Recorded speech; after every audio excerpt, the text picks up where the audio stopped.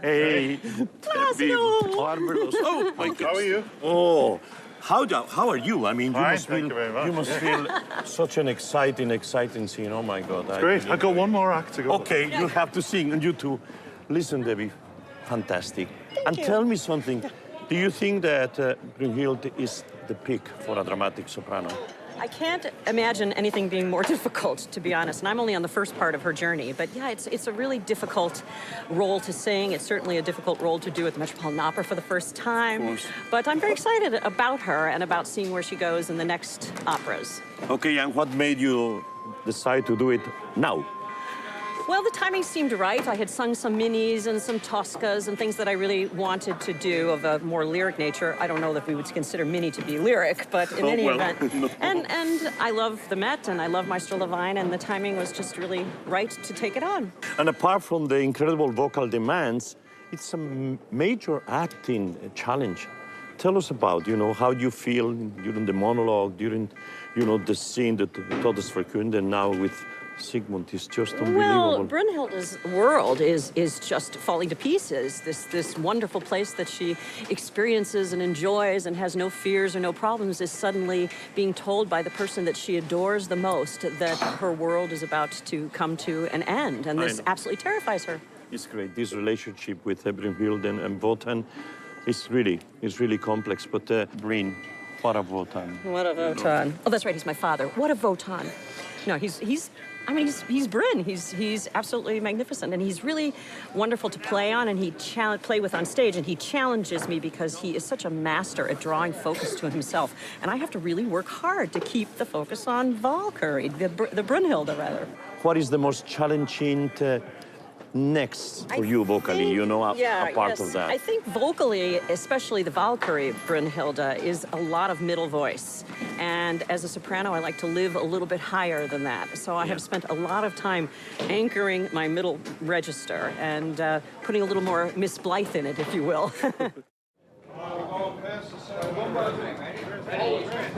I'm in the artist dressing room area, and now I have the pleasure to speak with our Fricka, Stephanie Blythe. Hi, Stephanie. Yeah. Welcome. So you play Fricka with great moral conviction. Very good mezzo, little slip of the tongue there. As a Freudian slip. Yes, totally. Yeah. Fricka. Yeah. So why does this character demand such a strong approach? Well, because it's a bloody hard role. No, I think that the thing that's difficult about the part is that it's a very, very strong statement that takes only about 20 minutes, even less. I like to say 20, but it's more like 18. So there's a lot to say in a very short amount of time, and Wagner has really distilled the entire character and the idea of this relationship into such a short amount of time that you really have to be strong. Yeah. Fricka seems much firmer in Valkyrie than she does in Rheingold. So how do you see your character evolving from this opera to the next? Well, I think the firmness is strictly from Spanx. I think Spanx excellent really makes the character. Spanx and opera. Spanx and opera. No, I think what it is that the Rheingold Fricka is young. They're young. All the stuff hasn't happened yet. I mean, we're getting, it's the beginning of everything going kaflooey at that moment. So what's nice is that this character really does have and should have an arc. So the beginning, they're in love. None of the women have come in yet. This hasn't been an issue.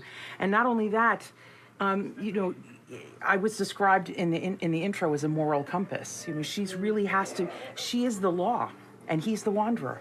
And she brings him back. Exactly, and she has to bring him back home. Yeah. You and I are both huge fans of the Met Orchestra. Yes. Why is this such a special orchestra for you to sing with? Well, because this is my home orchestra and my home company. I realized today when I was talking with my makeup designer that I've been here for 17 seasons, and I've been singing with this orchestra for 18 because I won the Met competition the year previous to when I started as a young artist. And so I know a lot of the people in this orchestra, and I know how they sound, and I know what an incredible support and joy that they bring to the opera. And the way they listen. Oh, yes, absolutely. It's incredible. Yeah. So you have a huge repertoire, and next season you're not only going to sing Fricka again, but you'll also do your first Met Amneris Yes. in Verdi's Aida. That's a Yes. big one to look for. Yes. And Edwige in Yes. Handel's Rodelinda. Tell us something about shifting these gears across such a range of vocal styles. You know, I just sing the way I sing, and I just change the style when I come to the different style. I don't think it's a matter of changing anything or switching anything. It's a matter of just taking a breath and supporting it and singing the words and getting to the end of the phrase. And tearing into the characters Yes, the way you exactly. do. You are a treasure. And your wig looks fabulous. Thank you. You're So welcome. Stephanie, listen, thank you so much, and congratulations. Great, very great pleasure. Oh, you're a star. Oh, you're a star.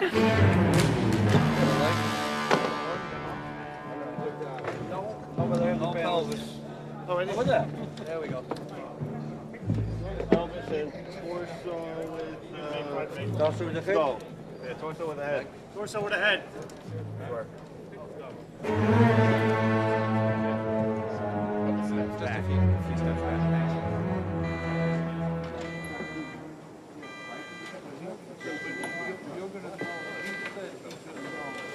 This production is really a milestone for both of you.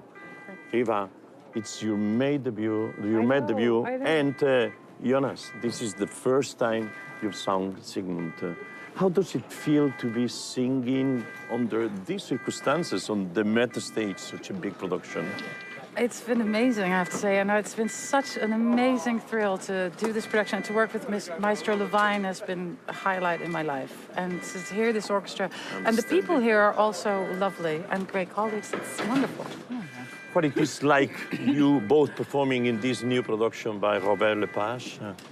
Oh yes, absolutely. No, I have to say the acoustic is fantastic, and this is one of the trickiest things in this kind of repertory, because probably you've seen the orchestra is so huge, and you know exactly. And the thing is really, if the acoustic on stage is terrible, then everybody's just queuing up on the pit, and that's a pity. And in this case, it's not. We all know Wagner has a special vocal demands, you know. Can you define for the public what it means to be a Wagner singer?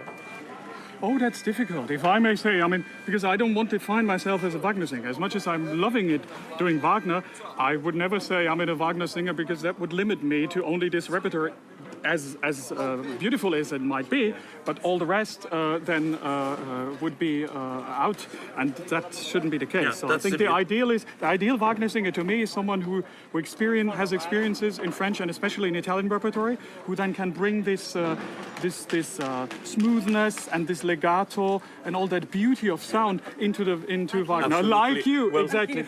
You grew up in Munich, you know. Yes, I I did. understand your family introduced you to Wagner's music. Tell us about that, just since you were a child. Oh, yes, exactly. My grandfather used to play the piano, and he had all the Wagner scores, so he was sitting there playing the music and singing or marking all parts from the high falsetto to the low bass. Cool. And I was sitting next to him and just enjoying it. So I really, literally grew up with this music. So hopefully you can tell. Bryn, how could you do that to Sigmund? He died. What do you mean? Well, I came into this scene, of course, and he says during the monologue, "Wild durchschweift dich mit ihm." It's the best time he's had in his life. Then Fricka, of course, comes in, and when she says that mortal sentence, "Take away looking after him, take that sword back." Of course, I could have left him there to fend for himself with the sword. But it didn't happen. We could have lost more people, though. Hunding went, Siegmund, Sieglinde, and Brunhilde could have as well, because of his terrible anger. Tell me something about the difference between Wotan and Valkyrie comparing to the role in Rheingold. Well, of course, it's my second ring cycle, so you're still learning. You know, I'm always at the side of the stage for the first act, listening to these wonderful singers. Don't tell Jonas, but just listening to him, I am singing his jamming, his vowels, different vowel sounds. 5 minutes, that's Jonathan. But always for me, Das Rheingold is more of a reactionary opera where you're looking at lots of different characters. It all is around Loge for me. But then Die Walküre is a total different animal. It's even more difficult, I think, than Hans Sachs in Meistersinger, because much more declamatory, many more words, of course, in the monologue, and Wagner himself wrote that that's the most important scene of the whole Ring cycle. You know, that's where he opens up, and the audience gets information. You give information about what happened in Rheingold as well.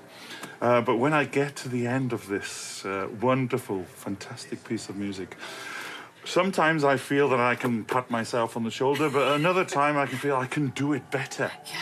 So hopefully I'm still young enough to maybe have 2 or more Ring cycles. I think we can't wait. The world is waiting. Listen, good luck for Act 3, and we look forward to the next segment. Thanks, Joyce. You're welcome. Thanks, Bryn.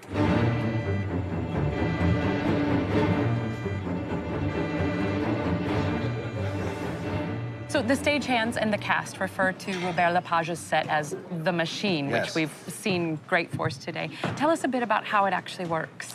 Well, it's a combination of hydraulics and pneumatics, all driven by computer, along with the help of about 18 stagehands in the back. There's a central axis that spans the stage between 2 towers on either side. Inside the tower are hydraulic pistons that raise and lower the axis, as well as hydraulic pistons that rotate the axis.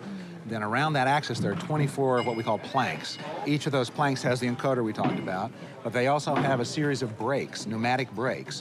So when we want to fix one of those planks to the axis in order to create a shape, we engage the brakes and it holds it to the axis. The guys in the back help out by using ropes to help position the planks along the axis, or by adding weights to counterweight it so that it's heavy to one end. All of it is just one big machine with lots and lots of moving parts, lots and lots of little electronic parts. And some of that is not necessarily conducive to repertory theater, especially grand opera. How do you make it work here in repertory theater at the Met, a set like this? One of the things that we've done with the Ring cycle, the machine, is in our process of designing, developing it, we made it the size that would fit on one of our stage wagons. So whenever it's in the house, we keep it fully assembled and functional. Off stage, in one of our areas off stage, we call the well, where the wagon lives, so that we can troubleshoot it off stage. We can go through, we can make it do all of its moves off stage, so that way we know when we roll it out on stage it should be working. Because most of the sets come apart, yes, traditional sets, and this one stays. Basis. Yeah, but this one stays together. Amazing. Yeah. So tell us some of the alterations and the installations that had to be undertaken at the Met to make this set work. Well, there were some places we had to reinforce the stage lifts. We had to put a hydraulic power unit in the basement of the theater and run plumbing and electricity to it, so that we wouldn't hear it while it was working. It's quite loud, but you don't hear it in the theater. So. That's amazing. So now the Met stage is ready for anything. That's correct.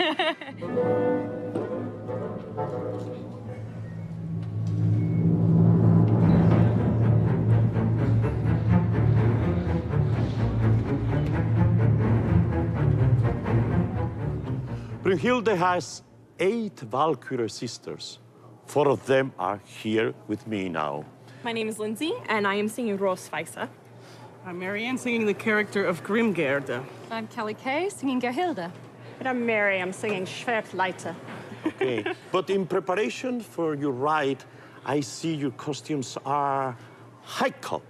You know, what is that? Yes, well, we're actually to blame for it because one rehearsal, our dresses actually got caught in the machine as it was moving. Because we're 2 of the last to leave the machine, so we had that much longer to get dug in. So a man had to come out and cut my dress out, actually. So it was an improvisation? We made it halfway down the machine and I think stopped. we thought during the show it would be difficult. You know, the ride of the Valkyries is always incredible, exciting for audiences. And this production, it is even more exciting for you than in most stagings. Do you have to, any kind of a special training? Physical exercise and lots of it. Prayer. Yes. Confidence to make it down the machine. You need a lot of all your power, you know, in most of the moments, you know. We're very fortunate having this set because the last production we were behind a scrim and you had to project even more. Now we're right up close to the audience. But I think that they are starting to tune, and it's time for you to write. Thank you, ladies. Thank you. That was wonderful. Thank you. In Bocca Lupo, okay.